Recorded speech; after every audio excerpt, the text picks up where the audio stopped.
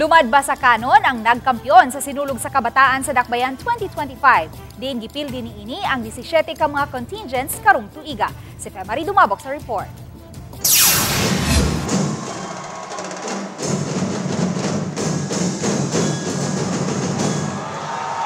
Nakapawaw sa mga mananaway ug hurado ang sayaw sa ritual showdown o street dancing sa Lumadba sa kanon sa San Nicolas proper. Sila ang mikampyon sa ritual showdown o sa street dancing. Ang 6th placer sa ritual showdown ang Abiliana National High School. Samtang 5th placer ang Bag-ong Tribo of Kasambagan. 4th placer usab ang Banawan Cultural Group of Guadalupe. 3rd placer ang Banay Labangon of Barangay Labangon. 2nd placer ang Hugpong Masidlakon, home of Siomay Festival ang Barangay Tisa. Samtang midawg usab ang lumadba sa kanon sa Best in Costume o kampiyon usab sa street dancing competition. Ikaduha sa Best in Street Dancing ang Banay Labangon ug 3rd placer ang Hukbong Masiglahon ang Barangay Tisa. Sa labing unang higayon, nanukad ang street dancing sa Barangay Mabolo isip pag-ila sa keeper sa orihinal nga sayaw sa Sinog nga si Estelita Titang Jola nga taga Barangay Mabolo. Gibinisyonan una sa pari ang tanang mga dancers, una nagsugod ang sinulog street dancing.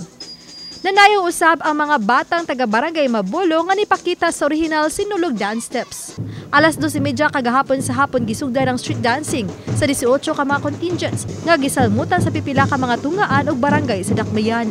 Samtang gihimo usab sa labing unang higayon ang Tigi sa Brass Band diin second runner-up ang Symphony St. Florian Marching Band sa BFP 7. First runner-up ang R&B Youth Symphonic Band ug kampyon ang 560th Air Base Group Marching Band sa EFP. Midag-uman og nasinati ang pagtutaligsik sa matag karon og unya atol sa kalihukan. Mato di Mayor Raymond Alvin Garcia nga malamposon ang kinitibuk ang kalihukan. All 18 of you participants, including the performers, the choreographers, the musicians, and everybody else, ato silang hatagag masipang pakpak. It was a very good performance. Believe kayo ko, mabuhi yun ang sumbo ug ang sumbuanon. Mind lucky yun ang sumbuanon. Masadya ug hugyaw ang grand finale. Mabulukon usabang napuka minutos nga fireworks display nga mitapos sa sinulog sa kabataan. Ang mga midaog subling mopakita sa sinulog Grand Parade karong Enero 19. Uban ni Marlon Melgazo, Femari Dumabok. Balitang Bisdak.